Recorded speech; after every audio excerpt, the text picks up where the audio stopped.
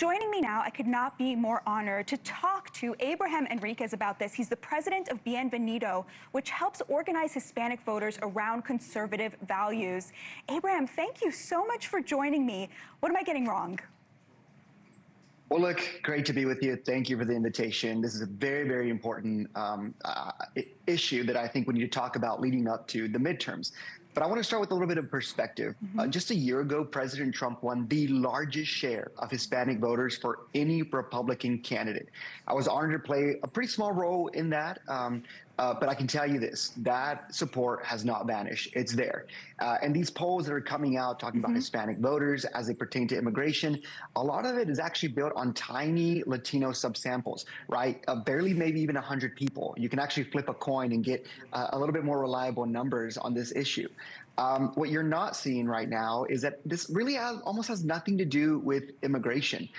Look, to understand the Hispanic demographic, you have to understand two things. 2/3 of Hispanics on the voter rolls are now second and third generation American. What does that mean? We're assimilated to American culture better. A lot of us have a college degree. So yeah, immigration is an issue, but I'm going to be honest with you, it doesn't even make the top 5 things that Hispanics care about. Every Hispanic voter is American, right?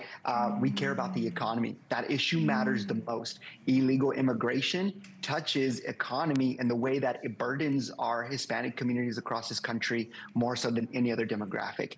And I think that's why you see President Trump not losing any support really with the Hispanic voter base.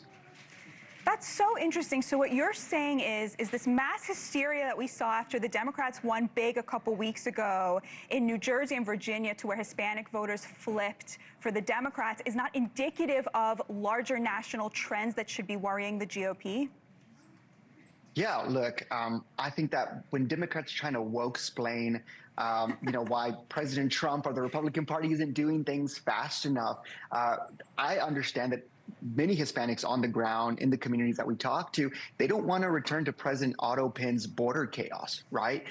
With President Trump, we saw the lowest unemployment rate Hispanics have ever seen. We saw a secure border, but President Otto Penn's disaster on the federal level, it takes time to clean up some of that mess. So I think Hispanics, when it comes to that Tuesday election, it was more so of a vote of more of like state level issues that unfortunately had some effect on those governor races, especially we see in the New York City race. But I think that with Hispanics, we understand that it's better to lean on conservative leadership than Mamdani Marxist style leadership that we're ultimately going to destroy New York City. So I think we're going to see that leading up to the midterms as well. And looking even further to 2028, who is catching your eye on the right as somebody who Hispanic voters might be likely to drift towards?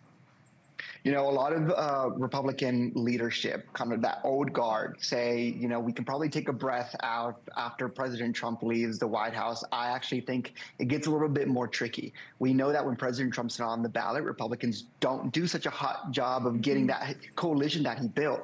For that single mom in Detroit who felt like this party wasn't working for her, for the plumber and blue-collar workers down in South Texas who felt like they were outcast for the Republican Party, President Trump brought them in and fought for them, right? So the next person that leads the America First message has to be able to get that message on the ground. I'm excited. Our tent is huge. We have a Marco Rubio. We have an Elise Stefanik. We have a J.D. Vance. I will say this to you. I spent a day campaigning with then Vice President candidate J.D. Vance in Mesa, Arizona, an area that is predominantly Hispanic, Spanish-speaking. He won the hearts and minds of those voters. And I think it takes that kind of grassroots level of American pride to go out there and bring that coalition in. And, well, I'm excited about it. So we'll see. I think it's a little too early to tell. But I'm just happy that our bench is full of A-star players. Thank you for watching. Subscribe below and download our NewsNation app right now on your phone, and you will get fact-based, unbiased news for all Americans.